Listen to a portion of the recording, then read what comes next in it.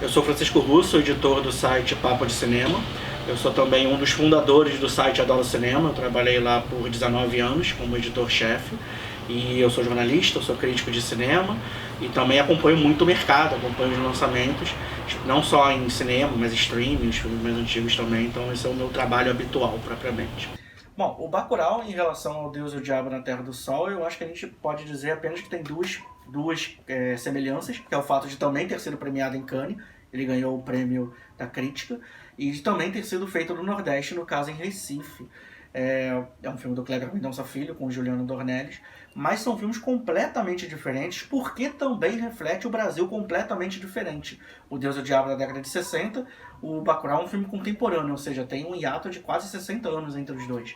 E é um filme que, por mais que ele se passe no sertão, ele reflete muito como tem sido essa interferência propriamente estrangeira, não apenas naquela localidade, mas no Brasil como um todo. O Bacurau é um filme muito importante, muito relevante pela forma como ele foi construído. É um filme muito multifacetado em relação à narrativa.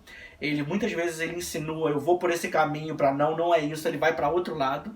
E é um filme muito que reflete sobre a questão do massacre diário que você no caso aquela sociedade, a cidade de Bacurau, um massacre diário que aquela população recebe, mas o que anda quando aquela sociedade em si ela é atacada. Como você pode lidar com esse ataque? E pelas características do Bacurau, ele justamente prega a resistência. E a resistência, às vezes, usando armas para defender o que é seu, para defender o seu estilo de vida.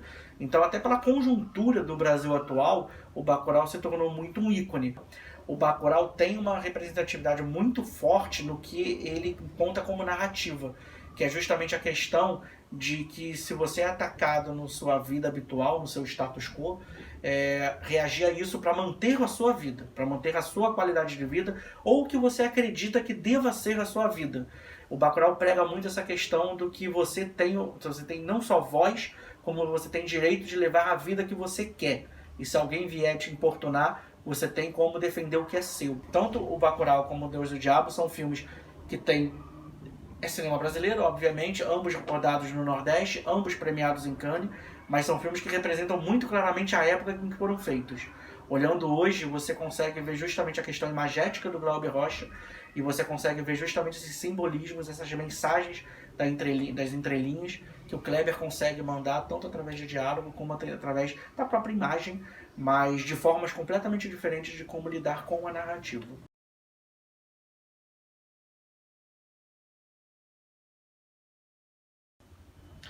Nos últimos anos, assim, o grande destaque do cinema brasileiro tem sido muito a produção vinda de Pernambuco, especialmente, né?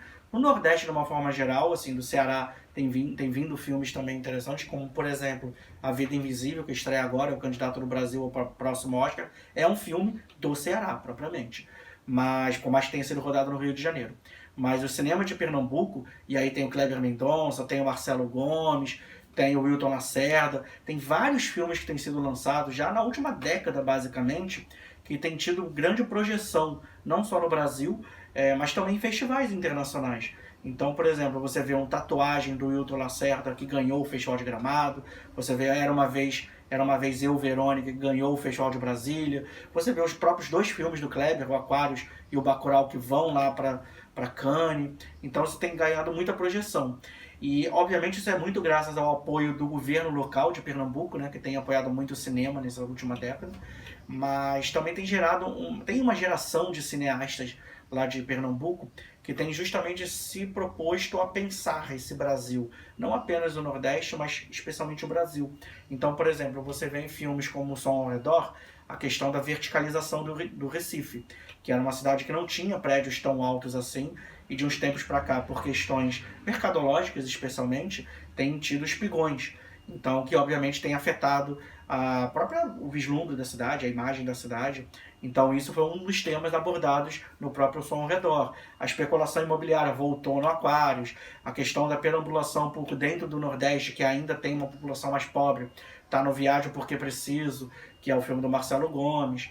Então, tem várias questões que estão sendo mostradas nesses filmes feitos ali no Nordeste. Claro que isso reflete o Brasil atual, ou seja, justamente o Brasil mais urbano. São questões muito diferentes do que era na época do cinema novo, que ainda existia essa questão do Brasil cidade e o Brasil agrário. Hoje ainda existe, obviamente, mas com uma proporção bem menor, e isso tem se refletido nesse cinema. Você tem tido também filmes fora do Nordeste que têm feito esse trabalho, como por exemplo o próprio Que Horas Ela Volta, que é um filme carioca propriamente. Mas esses outros setores, especialmente Rio de Janeiro, ele tem se focado mais nessa questão da produção do cinema, por assim dizer, mais focado para o entretenimento. No meio de cinematográfico brasileiro, é muito comum se falar do termo comédia carioca, que são as comédias feitas aqui, que de certa forma isso é mais facilitado, né? Porque a Rede Globo fica no Rio de Janeiro, então os artistas de uma forma geral mais populares moram no Rio de Janeiro por causa do trabalho na Globo e acabam também rodando filmes aqui em detrimento disso, e também para aproveitar a paisagem do Rio, o fato do Rio ser a cidade mais conhecida mundialmente. Então tem essas questões. Curiosamente, nesses últimos anos tem se criado essa particularidade. O cinema feito no Rio é muito mais voltado para o entretenimento, por mais que ainda exista aqui e ali alguns filmes autorais também. No São Paulo está indo um pouco nessa levada, mas também menos, assim, é mais equilibrado. E o cinema nordestino mesmo é que tem se notabilizado por essa questão de fazer um cinema mais autoral, que busca justamente refletir a nossa época.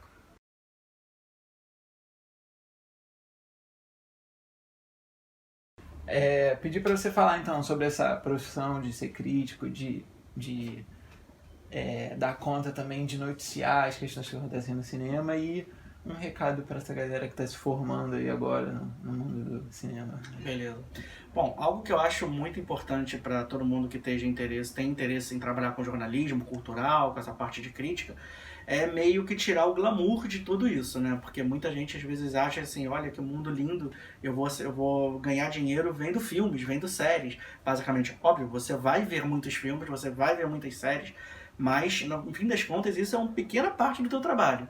Você vai ter que escrever muita coisa, você vai ter que fazer muita entrevista, você vai ter que escrever notícias, você vai ter que escrever textos que você não gosta muitas vezes, de assuntos que você não domina, e você vai ter que se informar, vai ter que correr atrás. Então, óbvio, se você tem o prazer de ver filmes e séries, isso sempre é compensador.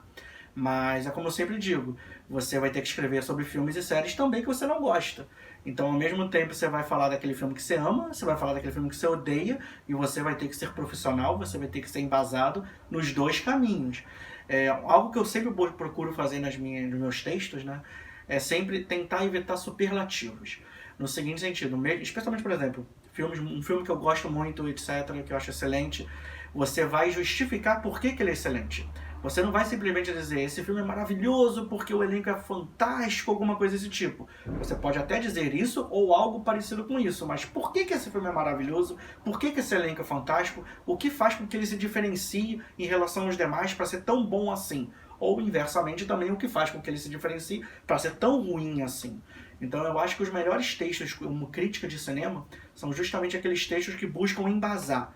E o embasar não é propriamente ser técnico, óbvio, ser técnico faz parte do processo, faz parte de um texto, você falar de fotografia, falar de direção de arte, falar de edição, falar de efeitos especiais, mas não é apenas isso, é você compreender também o que aquele filme te propõe a ser. Então você falar de questões técnicas, mas também falar de outras questões, como roteiro, falar como elenco, etc.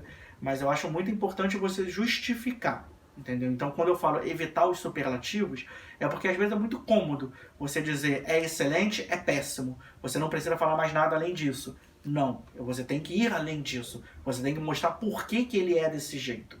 Então, essa é, como texto, assim, como autor, como escritor propriamente, isso é algo que eu procuro muito seguir. Eu acho algo muito importante. E como cinéfilo, eu acho essencial que você veja filme e série de todo tipo. Então você vai ver Marvel, você vai ver Adam Sandler, você vai ver Roma, você vai ver filmes que saem direto na Netflix, você vai ver filme que passa no circuito de arte, vai ver drama, terror, comédia, musical, qualquer coisa. Você não vai gostar de tudo, ninguém gosta de tudo, faz parte do processo. Mas é importante que você conheça, você se arrisque pelo menos a ver. E algo assim, nesse processo todo, você, por exemplo, você não precisa ser um especialista no Charlie Chaplin, mas você precisa saber quem é o Charlie Chaplin ou quem foi o Charlie Chaplin. E se você vai querer saber mais sobre ele, vai muito do seu interesse, do seu gosto pessoal, mas você tem que ter um conhecimento amplo sobre esse universo. Então, as minhas dicas são muito por causa disso.